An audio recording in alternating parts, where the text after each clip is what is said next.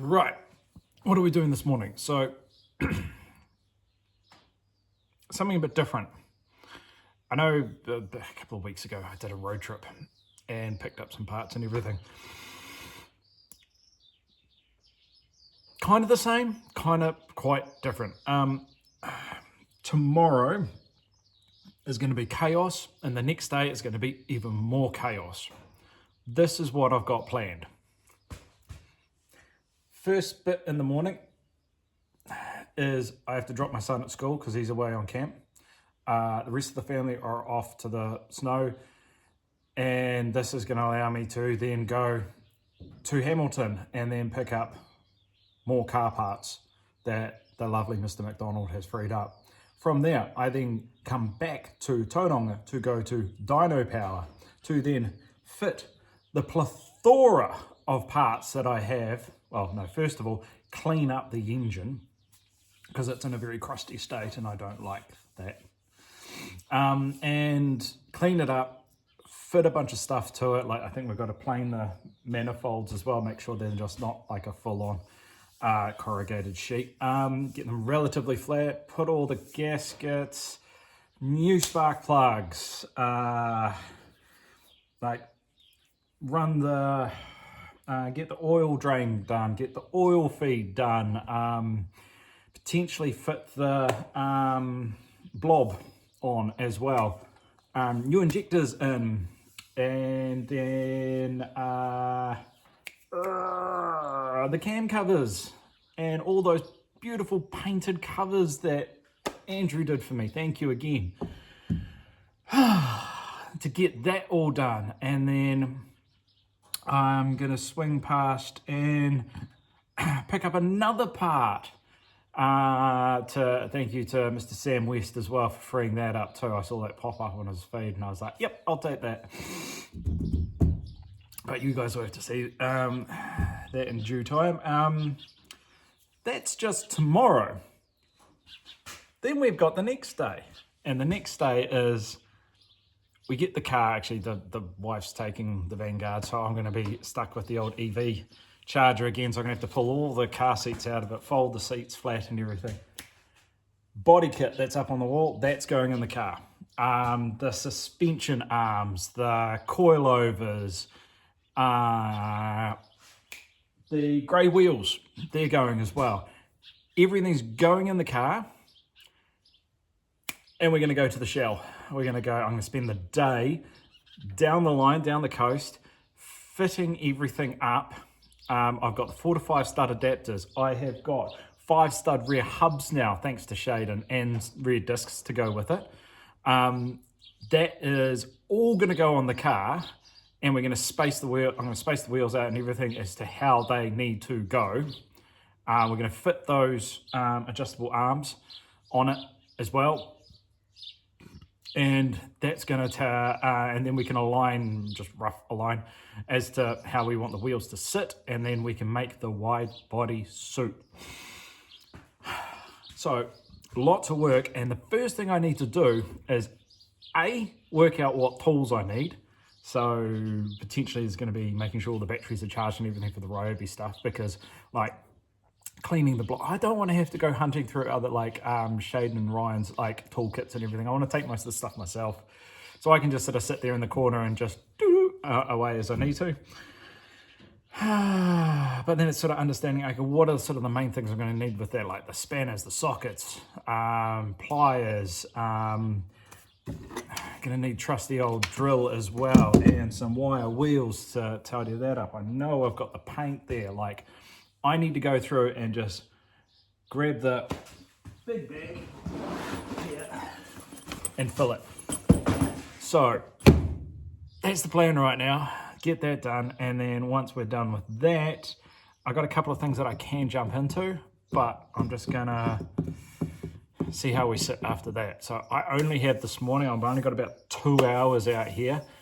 Things are super hectic at the moment because I'm so keen to make hay while the sun shines with sort of, 2 full days. I'm like, I want to make progress as much as I can. I don't want to be the one that's sort of holding up the process.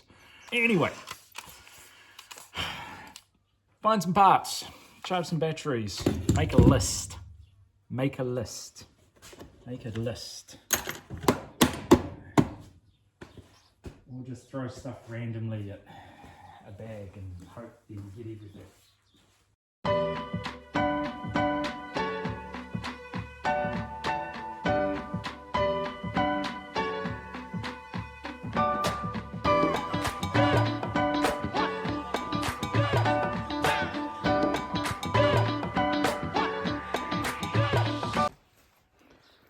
Okay, this is all nice and full now.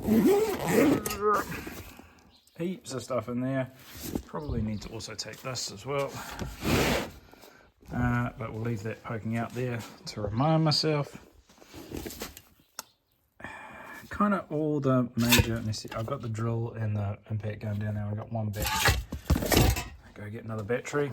Now this is all the gear that we're going to need down here. That's all the covers and everything that have been painted.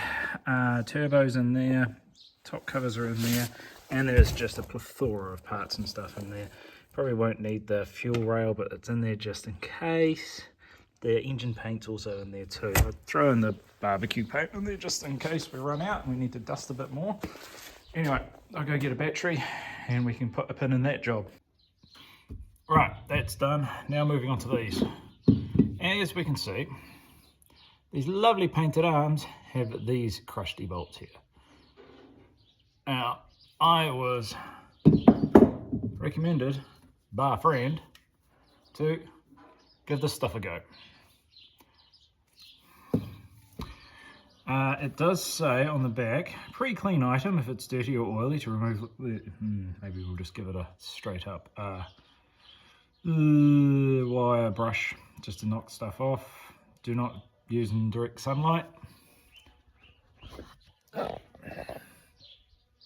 we're going to have to put it in the shade over there. And allow at least 2 hours to work. Heavily rusted items will require longer working time. Okay. Rinse with water and dry with a cloth. Dry gel dries on the surface. A soft brush and water may be required to remove it. Heavily rusted items may require repeat applications. What the hell is in there? What?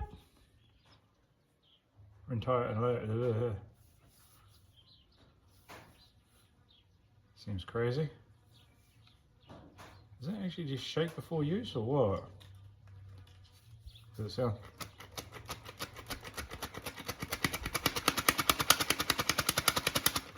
Is there actually something inside it that I need to do? This is just strange. No, it doesn't say shake, so. Right, I'm gonna pull these things out, put them probably in like a tray or something. Probably use that ice cream container that I used for painting the ends. I think I'm gonna need gloves for this one. Let's get these going and then maybe even knock out another job. Look at me. It's amazing what a higher sugar content biscuit and half a bottle of Blue V does to the motivation. Let's go.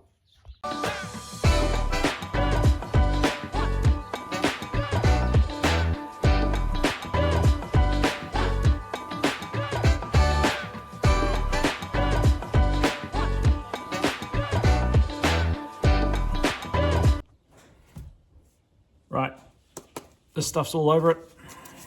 Give that a couple of hours and then give it a bit of a rinse off and dust off. I did hit it with the old wire brush. Get that knocked off as much as I could. Just chuck those bits in the vise. Went to town on them. Right. Now what? Now what? Now what?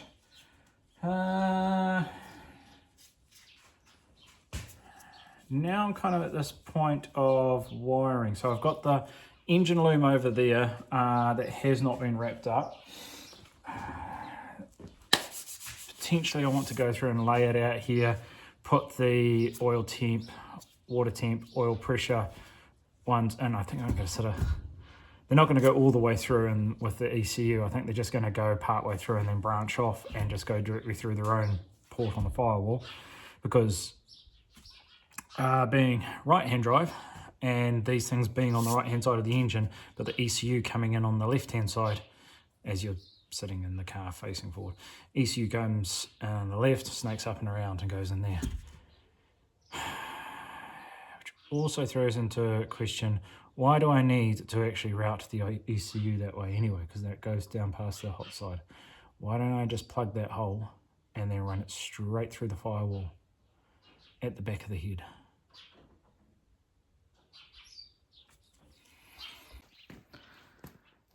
And this is why it's good to actually talk things out sometimes. So I'm trying to, maybe if I look at this from this perspective here. So I'm sitting in the driver's seat right now, looking at the engine. So we can see the coil packs there, we can see the airflow meter, we can see the fact that it goes through the grommet on the right hand side, and then ECU, yada yada yada. Hot side of engine. Not good for wires. Why don't I just pull it through this way, through the firewall here, because as we can see, that's knock sensor, so I believe that is very close to where the oil pressure sensors will be coming out, so we can kind of pop it out there if we need to. And down here where the grounds are, which are generally on the front of the intake manifold, and I'm pretty sure this one here is water temp, and I think that blue one there is also the one for the gauge. So I'm pretty sure that there is for ECU water temp sensor, and then on the gauge water temp sensor. So if I was to just instead split this out, because this actually has a bit of length to it too, so I can still route the airflow meter sub loom around there, but pop it through the firewall here, maybe even see if I can do the same kind of hole and reuse that grommet. I've got some other grommets in one of the things in there, so I can do one that'll fit that easy enough. But that's kind of my thought. What is that? Random. Anyway, yeah, I think that's probably a good idea actually, because then I can run the loom through inside and then into the glove box for that. All the wiring's behind there, and then I don't have to loop in and around. There's such a better idea. I'm so glad I thought of this now. Okay, everyone's favourite thing, wiring. No. I am tackling this. I have just redone a couple of ends on the oil pressure and oil temp and water temp sensor connections. They were a little bit dodgy, so I just redid those. Now I just thought this would be a good time just to quickly go over how things have changed in the world of wiring and sheathing. So we get the lovely sticky tape, you know, this stuff here, which just like turns into gel on the factory stuff, and also has these kind of black tubing things. I'm just trying to see if there's actually a bit in here. Yeah, there's a bit here. Oh, right, that's making a massive mess now as well. So this stuff here, which is just a bit of black tubing, like stiff plastic, split as well, and then the wires would go on the inside, and then they just wrap it up with that sticky tape. Now, that stuff, disgusting to work with, and then to turn around and, you know, try and reuse it. No, you don't want to do that. The other thing that you tend to see in these in the factory looms is this stuff as well, the conduit. Again, split again, but way more rigid, so that you cannot crush that stuff very easily. You've actually got to push on it quite, and it comes in different sizes. This stuff was good, but again, needed to be taped up to really sort of hold together, otherwise wires could hang out and poke out. I used this for a bit, but ended up moving on. What I moved on to was this stuff, which wasn't actually that bad. It is like a stretchy, like you can't pull it, but you can stretch it. So you could stretch it out like that, feed wires into it, and then pull it tight around the wires. And again, this stuff sort of came in different sizes. As you can see, I've got a big roll of it. The downside with this thing is when you cut the ends, and hence why that's taped, when you cut it, they just went everywhere. Not my favorite. What am I doing it thrown there that way? What I do love working with is this stuff. So this is it's kind of hard to see, trying to get it in the light there. Yes, it is a bit frayed on the end there, but it's springy, okay? So try and open it up like that, and it springs back.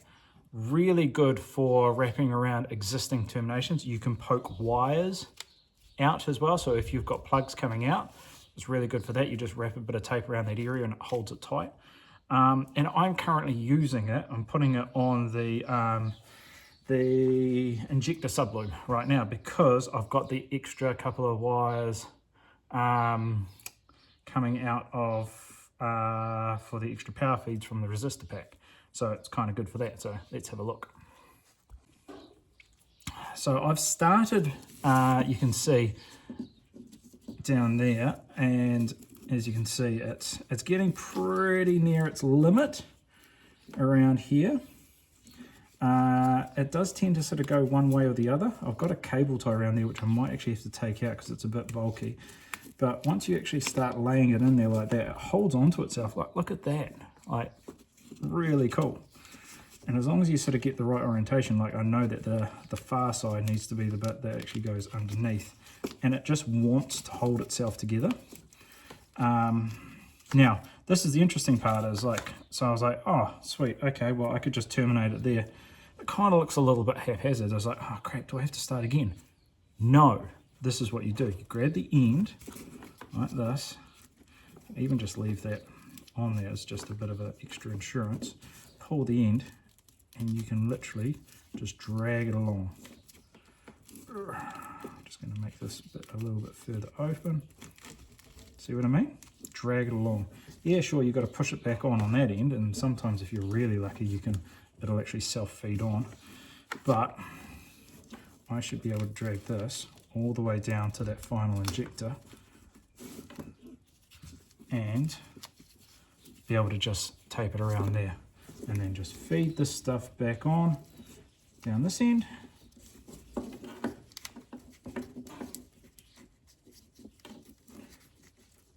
Trying to get them all wrapped up nicely, so that one of the things that I've found is that if you bend this stuff, like open it up and bend it like that, then run a finger along the inside, it tends to want to go on a bit easier. But sometimes the old mash trick works as well. I do like to, once I've sort of finished, is go through and just double check that everything is actually looped around entirely. But you get the idea. Nice, neat way of doing it. Even neater in some of the ways that I've done in the past, and I think I actually did quite a bit of this on Lunch Money too, was you also put heat shrink on the ends. Now that's for the like top of the line kind of stuff that I like to do. If I'm really wanting to, impress the ladies, I'll go ahead and, slide a bit of heat shrink on first, especially if I'm sort of building one from scratch. But otherwise, yeah, you just have to use the old black electrical tape. But yeah, pretty stoked on this stuff.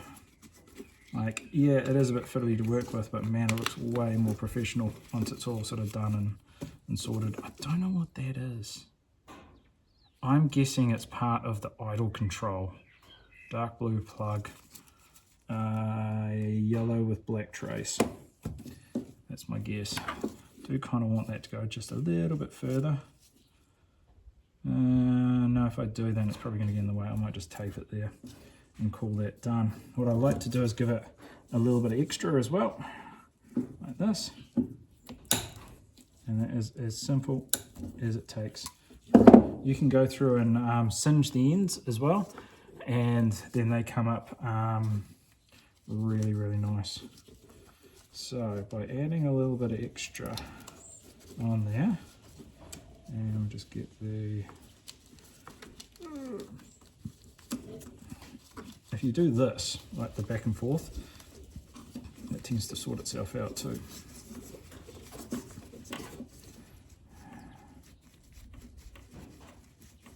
You see? Look at that. Look at that. Lovely. Just drag that along a bit further. Drag that along a little bit further.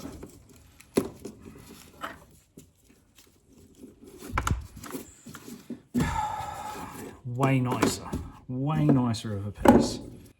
So this is kind of the method I'm going to use for redoing, because I've got a bunch of different size stuff. There is a size smaller than this I like to use just for like 2 to 3 wire runs. But there is a size bigger that I've actually, I think, done a piece on that on the other car. Yeah, look at that. Way nicer. This sort of plasticky stuff. Here we go.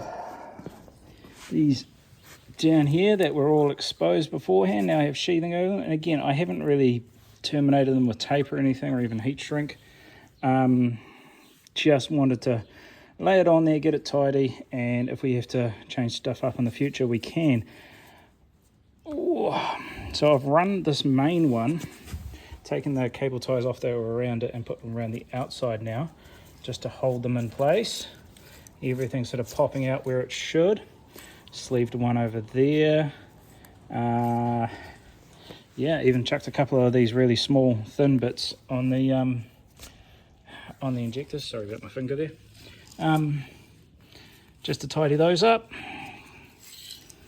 Yeah, I'm pretty happy with that. I mean, you can so go down the rabbit hole, but for what, you know, half an hour of just tidying, that looks way better. We've got this stuff. I stopped here because the idea is that it's going to come into through the firewall here. So there's not going to be a lot of, you know, point in putting those in through the loom. I've put the water temp in through the loom, coming out there. Everything else, yeah, this should go in, and then what we'll do is we will send this bit out by itself down there. This might just get completely stripped back, so it's only the airflow meter loom, so it might just be a, what is it, 3 or 4 wire? What is it? 1, 2, 3, 4. Yeah, just a 4 wire loom going down there on its own. Maybe even try and run it somewhere completely away, maybe even like through the chassis leg or something. I don't know. I reckon that'd be pretty cool. But yeah, so this is the main part that we know that's going to be in there. I haven't redone the coil packs. They've still got the old crappy tape and everything on them, so leaving that for something. I've got to put another ring terminal on that one. So yeah, that's something if I want to sort of, but hopefully that will actually be hidden. I would like to run a coil pack cover, but if I can't, I can't. Pretty happy with that. It's come up really well considering what it was, and yeah, I've just used a reusable cable tie to hold that in place, and again, same thing with that, so those will probably get eliminated. And even the cable ties around here I'm hoping to eliminate just with some very high quality tape to go around those to seal it all up. This main branch was sort of at the limit for being able to hold stuff in, hence the cable ties.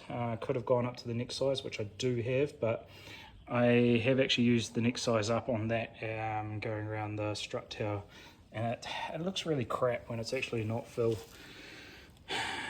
But yeah, that'll conclude it.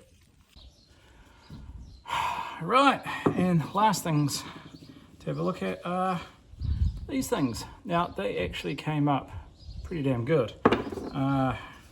Much better than what they were, like 100%. And It really is just like it's stripped all, well, I'm going to say 95% of the rust off, all the surface rust type stuff. I think there is a coating underneath this stuff, and yeah, like this was looking real crusty beforehand, and now look at it. So yeah, wondering whether it's going to focus on that. There we go. There we go. So that's come up pretty damn good. So big win there. They will go back together looking halfway decent. Stoked on that. Right. Now what's left? So I've kind of got everything packed up for tomorrow's big missions. And what else? Yeah, so tomorrow's big missions, and then I guess I'm going to try and take you along for that ride. I'll film what I can at Dino Power. It is like, you know, there's customer vehicles and stuff around there, and I don't want to sort of throw that kind of stuff out there. And it is also awkward in a space where you're not like, I don't know, your closest breathing being is a chicken or a cow. So it's a lot easier for me just to talk to myself in here and not feel awkward. Anyway, I'll finish doing this stuff, and yeah, see you later. Thanks for hanging out.